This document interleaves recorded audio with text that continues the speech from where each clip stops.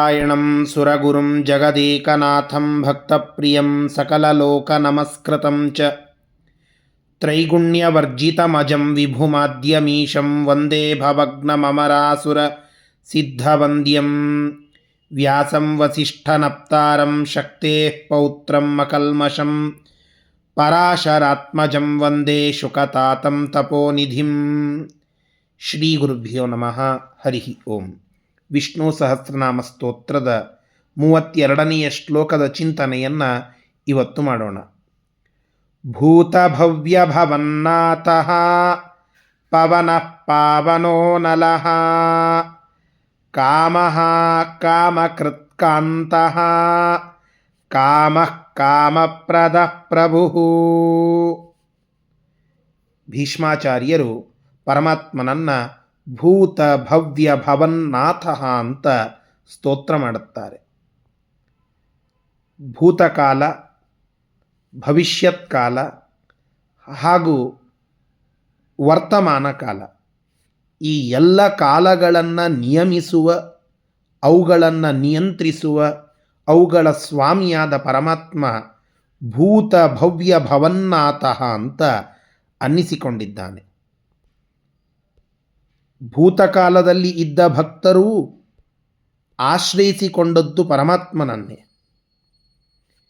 ವರ್ತಮಾನದಲ್ಲಿ ಇರುವ ನಾವೆಲ್ಲವುಗಳು, ನಮ್ಮಂತಹ ಎಲ್ಲ ಪ್ರಾಣಿಗಳು ನಮ್ಮೆಲ್ಲರನ್ನ ಆಶ್ರಯ ನೀಡಿ ಸಲಹುತ್ತಾ ಇರುವಂತಹ ಪರಮಾತ್ಮ ಭವಿಷ್ಯದಲ್ಲಿಯೂ ಎಲ್ಲ ಜನರನ್ನು ಸಲಹುವವನು ಅವನೇ. ಅವನ ಶಕ್ತಿಗೆ ಮಿತಿ ಇಲ್ಲ. ಅವನು ಕಾಲದ ಪರಿಮಿತಿ ಇಲ್ಲದಂತಹ ಒಡೆಯ. ಹೀಗಾಗಿ ಪರಮಾತ್ಮನನ್ನು ಭೂತ ಭವ್ಯ ಭವನ್ನಾಥ ಅಂತ ಸ್ತೋತ್ರ ಮಾಡುವುದುಂಟು. ಪವನಃ, ಭಗವಂತನನ್ನು ಪವನ ಅಂತ ಕರೀತಾರೆ. ಪವನ ಅಂದರೆ ಪವತೆ ಇತಿ ಪವನಃ. ಪವತೆ ಅಂದರೆ ಸಂಚಾರ ಮಾಡುವಂತಹದ್ದು. ಗಾಳಿ ಯಾವತ್ತಿಗೂ ಕೂಡ ಚಲಿಸ್ತಾ ಇರುತ್ತದೆ, ಹೀಗಾಗಿ ಅದನ್ನು ಪವನಃ ಅಂತ ಕರೀತಾರೆ. ಭಗವಂತ ಎಲ್ಲರ ಒಳಗೆ ಅಂತರ್ಯಾಮಿತ್ವೇನ ಇದ್ದು, ಆಯಾ ವಸ್ತುವಿನಲ್ಲಿ ಆಯಾ ರೂಪದೊಳಗಡೆ ಇದ್ದು ಯಾವತ್ತಿಗೂ ಸದಾಕಾಲ ಚಲನೆಯಲ್ಲಿ ಇರ್ತಾನೆ. ನಾವು ದೇಹದಲ್ಲಿ ಇರುವಷ್ಟರ ಮಟ್ಟಿಗೆ ಎಲ್ಲೆಲ್ಲೆಲ್ಲಿ ಚಲಿಸ್ತೇವೋ ಅದರಲ್ಲಿ ಎಲ್ಲ ನಮ್ಮ ದೇಹದಲ್ಲಿ ಆತನ ಚಲನೆ ಯಾವತ್ತಿಗೂ ಇದ್ದೇ ಇರ್ತದೆ. ನಮ್ಮ ದೇಹ ಯಾವಾಗ ನಿಲ್ತದೆ ಅಂತಂದರೆ ಆ ಪರಮಾತ್ಮ ನಮ್ಮ ದೇಹದಲ್ಲಿ ಚಲಿಸುವುದು ನಿಂತು ಅಂತಂದರೆ. ಹೀಗಾಗಿ ಪವನ ಅಂತನ್ನೋದಕ್ಕೆ ಚಲಿಸುವ, ನಮ್ಮ ದೇಹದಲ್ಲಿ ನಿರಂತರವಾಗಿ ಚಲಿಸುವ, ನಮ್ಮ ಚೈತನ್ಯಕ್ಕೆ ಕಾರಣನಾಗಿರುವ ಪರಮಾತ್ಮ ಅನ್ನುವ ಅರ್ಥವನ್ನು ನಾವಿಲ್ಲಿ ತಿಳಿದುಕೊಳ್ಳಬಹುದು.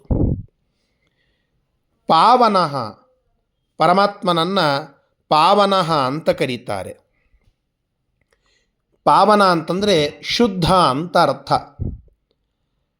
ಪಾವನವಾದಂತಹ ಸಕಲ ವಸ್ತುಗಳಿಗೆ ಸ್ವಾಮಿ ಅದು ಪರಮಾತ್ಮ. ಶುದ್ಧಿಗಾಗಿ ನಾವು ಹೇಳುವಂತಹದ್ದು ಅಗ್ನಿಯನ್ನು, ಶುದ್ಧಿಗಾಗಿ ನಾವು ಹೇಳುವಂತಹದ್ದು ಗಂಗೆಯನ್ನು. ಆ ಅಗ್ನಿ ಹುಟ್ಟಿದ್ದು ಪರಮಾತ್ಮನಿಂದಲೇ ಅಂತ ಪುರುಷ ಸೂಕ್ತ ಹೇಳುತ್ತದೆ. ಗಂಗೆ ಜನ್ಮವನ್ನು ತಾಳಿದ್ದು ಪರಮಾತ್ಮನ ಪಾದದಿಂದ ಅಂತ ಭಾಗವತ ಹೇಳುತ್ತದೆ. ಹೀಗಾಗಿ ಈ ಶುದ್ಧವಾದ ವಸ್ತುಗಳಿಗೆ ಸಂಕೇತವಾಗಿ ಇರುವಂತಹದ್ದೇ ಅಗ್ನಿ ಮತ್ತು ಗಂಗೆ, ಪಾವಿತ್ರ್ಯದ ಸಂಕೇತಗಳು. ಅಂತಹ ಪರಮ ಪಾವಿತ್ರ್ಯದ ಸಂಕೇತವಾಗಿರುವ ಗಂಗೆ ಮತ್ತು ಅಗ್ನಿಗೆ ಒಡೆಯ, ಆದ್ದರಿಂದ ಪರಮಾತ್ಮನನ್ನು ಪಾವನಃ ಅಂತ ಕರೆಯುವುದುಂಟು. ಇನ್ನೊಂದು ಪಾವಯತಿ ಶೋಧಯತಿ ಇತಿ ಪಾವನಃ, ಶುದ್ಧಗೊಳಿಸುವಂತಹದ್ದು. ಯಾವ ವಸ್ತು ಭಗವಂತನ ಸಮೀಪಕ್ಕೆ ಹೋಗ್ತದೋ ಅದು ಶುದ್ಧವಾಗ್ತದೆ ಅಂತ ಹೇಳಿ. ಪರಮಾತ್ಮ ನಮ್ಮ ದೇಹದಲ್ಲಿ ಎಷ್ಟೊತ್ತು ಇರ್ತಾನೋ ಅಲ್ಲಿಯವರೆಗೆ ಆ ದೇಹವನ್ನು ಜನ ನೋಡಲಿಕ್ಕೆ ಅಥವಾ ಆ ದೇಹದ ಜೊತೆಗೆ ಕಾರ್ಯಗಳನ್ನು ಮಾಡಲಿಕ್ಕೆ, ಏನೋ ಚಟುವಟಿಕೆಗಳನ್ನು ಮಾಡಲಿಕ್ಕೆ ಒಪ್ತಾರೆ. ಒಂದು ಸಮಯಕ್ಕೆ ಆ ದೇಹದಿಂದ ಭಗವಂತ ಹೊರಗಡೆ ಬಂದು ಬಿಟ್ಟರೆ ಅದು ಶವವಾಗಿ ಹೋಗ್ತದೆ, ಅದು ಅಪವಿತ್ರ ಅಂತ ಅನ್ನಿಸಿಕೊಳ್ಳುತ್ತದೆ. ಹೀಗಾಗಿ ಪಾವನಃ, ಭಗವಂತ ಪಾವನ ಅನ್ನುವ ಹೆಸರಿನಿಂದ ದೇಹದೊಳಗಡೆ ಇರುವವರೆಗೂ ನಮಗೆ ಪಾವನ, ಆ ಒಂದು ಪಾವಿತ್ರ್ಯ. ಭಗವಂತ ಹೊರಗಡೆ ಬಂದಾಕ್ಷಣದಲ್ಲಿ ಆ ಒಂದು ಪಾವಿತ್ರ್ಯ, ಆ ಒಂದು ಪಾವನತೆ ನಮ್ಮಿಂದ ಹೋಗಿಬಿಡುತ್ತದೆ. ಹೀಗಾಗಿ ಭಗವಂತನನ್ನು ಪಾವನಃ ಅಂತ ಕರೆಯುವುದುಂಟು. ಅನಲಃ, ಭಗವಂತ ಅನಲ. ಇಲ್ಲಿ ಕೆಲವು ಕಡೆಗೆ ಪಾಠಾಂತರದಲ್ಲಿ ಅನಿಲಃ ಅಂತಲೂ ಕೂಡ ಉಂಟು. ಅನಲಃ ಅನ್ನೋದೇ ಪ್ರಸಿದ್ಧವಾದ ಪಾಠ. ಅನಲ ಅಂತನ್ನೋದಕ್ಕೆ ಅಗ್ನಿ ಅಂತ ಅರ್ಥ. ಅನಲ ಅಂತಂದರೆ ಅಲ, ಅಲಂ ಅನ್ನೋದಕ್ಕೆ ಸಾಕು ಅಂತನ್ನೋ ಅರ್ಥ. ಅನಲಃ, ಎಷ್ಟು ಕೊಟ್ಟರೂ ಸಾಕು ಅಂತ ಹೇಳದಂತಹ. ನ ವಿದ್ಯತೆ ಅಲಂ ವಾರಣಂ ಯಸ್ಯ ಅಸೌ ಅನಲಃ ಅಂತ. ಭಗವಂತ ಅನಲನಾಗಿ ಇದ್ದಾನೆ.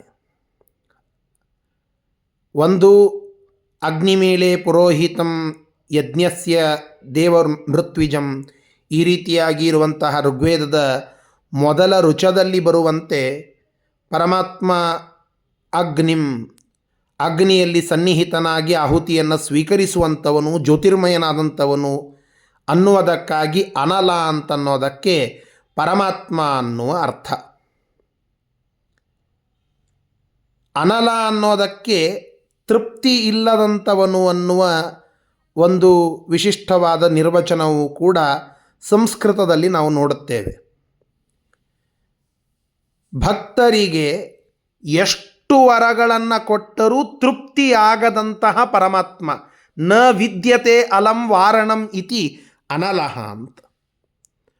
ಪರಮಾತ್ಮನಿಗೆ ತನ್ನ ಭಕ್ತರಿಗೆ ಎಷ್ಟು ಕೊಟ್ಟರೂ ಆತನಿಗೆ ತೃಪ್ತಿ ಇಲ್ಲ. ಪರಮಾತ್ಮ ಭಕ್ತರ ಅಧೀನನಾಗಿ ಅವರ ಭಕ್ತಿಗೆ ಮೆಚ್ಚಿ ಅನಂತ ಮಾಡಿ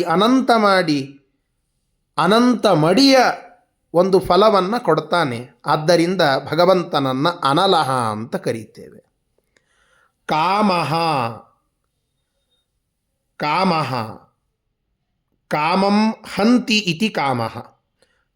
ಇಲ್ಲಿ ಕಾಮ ಅನ್ನೋದರಲ್ಲಿ ಎರಡು ವಿಷಯಗಳು ಇವೆ. ಒಂದು ಕೆಟ್ಟದಾದ ಕಾಮ, ಇನ್ನೊಂದು ಸಾತ್ವಿಕವಾದ ಕಾಮ. ಸಾತ್ವಿಕವಾದ ಕಾಮಗಳಲ್ಲಿಯೂ ಕೂಡ ಭಗವಂತನ ಅಪೇಕ್ಷೆ, ಅದೊಂದು ಕಾಮ. ಭಗವಂತನನ್ನು ಪಡೆಯಬೇಕೆಂಬುವುದೊಂದೇ ಕಾಮ, ಅದೊಂದೇ ಇಚ್ಛೆ. ಇನ್ನುಳಿದಂತೆ ಐಹಿಕವಾದ ಸುಖಭೋಗಗಳನ್ನು ಅಪೇಕ್ಷಿಸುವಂತಹದ್ದು ಇದು ಒಂದು ಕಾಮ. ಕೆಟ್ಟದಾದ ಕಾಮನೆಗಳನ್ನು, ಕೆಟ್ಟದಾದ ನಮ್ಮ ಇಚ್ಛೆಗಳನ್ನೆಲ್ಲ ಅದನ್ನು ನಾಶಗೊಳಿಸುವಂತಹದ್ದು. ಆದ್ದರಿಂದ ಆ ಕಾಮಃ ಅನ್ನೋದಕ್ಕೆ ಪರಮಾತ್ಮನ ಒಂದು ನಾಮ ಪ್ರಸಿದ್ಧವಾಗಿ ಇದೆ. ಕೆಟ್ಟ ಕಾಮನೆಗಳನ್ನು ಹೊತ್ತ ದುರ್ಜನರನ್ನು ನಾಶ ಮಾಡುವವನು, ಕಾಮನೆಗಳನ್ನು ಹಂತಿ ನಮ್ಮ ಎಲ್ಲ ಕಾಮನೆಗಳನ್ನು ನಾಶ ಮಾಡಿಬಿಡುವವನು. ಇದು ಪರಮಾತ್ಮನ ಒಂದು ಗುಣ. ಹಿರಣ್ಯಕಶಿಪು ಇಡೀ ಎಲ್ಲ ಲೋಕಗಳಿಗೆ ಪಾಲಕರಾದ ದೇವತೆಗಳನ್ನೂ ಕೂಡ ಹಿಡಿದಿಟ್ಟು ಅವರನ್ನು ಬೆದರಿಸಿ ತನ್ನನ್ನೇ ದೇವರು ಅಂತ ಉಪಾಸನ ಮಾಡಬೇಕು, ತಾನೇ ದೇವರಾಗಬೇಕು ಎಂಬುವ ಹುಚ್ಚು ಕಾಮನೆಯನ್ನು ಹೊಂದಿದ್ದ. ಆ ಕಾಮನೆಯನ್ನು ಆ ಭಗವಂತ ನರಸಿಂಹ ರೂಪದಿಂದ ಹಂತಿ ಸಾಯಿಸಿಬಿಟ್ಟ. ಹೀಗಾಗಿ ಕಾಮಃ ಅನ್ನೋದಕ್ಕೆ ಪರಮಾತ್ಮನ ಒಂದು ಹೆಸರು ಪ್ರಖ್ಯಾತವಾಗಿ ಇದೆ. ಕಾಮಕೃತ, ಕಾಮ ಅನ್ನೋದಕ್ಕೆ ಒಳ್ಳೆಯ ಬಯಕೆಗಳು ಅಂತಲೂ ಕೂಡ ಅರ್ಥ. ಕಾಮಕೃತ್ ಒಳ್ಳೆಯ ಬಯಕೆಗಳನ್ನು ತಂದಿರುವ, ಅವುಗಳಿಗೆ ಸ್ವಾಮಿಯಾಗಿರುವ ಪರಮಾತ್ಮನನ್ನು ಕಾಮಕೃತ್ ಅಂತ ಕರೆಯುವುದುಂಟು. ಭಗವಂತ ಕಾಮಃ ಮತ್ತು ಕಾಮಕೃತ್ ಈ ಎರಡು ವಿಶೇಷವಾದ ಅರ್ಥಗಳನ್ನು ನಾವು ಇಲ್ಲಿ ತಿಳಿದುಕೊಳ್ಳಬೇಕು. ಕಾಂತಃ, ಕಾಂತಃ ಕ ಅನ್ನೋದಕ್ಕೆ ಬ್ರಹ್ಮದೇವರು ಅಂತ ಅರ್ಥ. ಆ ಬ್ರಹ್ಮದೇವರ ಅಂತಹ, ಅವರನ್ನೂ ಕೂಡ ಕೊನೆ ಅಂದರೆ ಅವರಿಗೂ ಕೂಡ ಮೋಕ್ಷವನ್ನು ಕೊಟ್ಟು ಅವರನ್ನು, ಅವರ ಮುಖಾಂತರವಾಗಿ ಮೋಕ್ಷಕ್ಕೆ ಯೋಗ್ಯರಾದಂತಹ ಸಜ್ಜನರನ್ನು ಮೋಕ್ಷಕ್ಕೆ ಕರೆದುಕೊಳ್ಳುವವನು, ತನ್ನ ಸಾಮೀಪ್ಯವನ್ನು ನೀಡುವವನು ಭಗವಂತ. ಆದ್ದರಿಂದ ಕಾಂತಃ ಪರಮಾತ್ಮ ಅಂತ. ಪರಮಾತ್ಮನನ್ನು ಕಾಮಃ ಅಂತ ಕರೀತಾರೆ.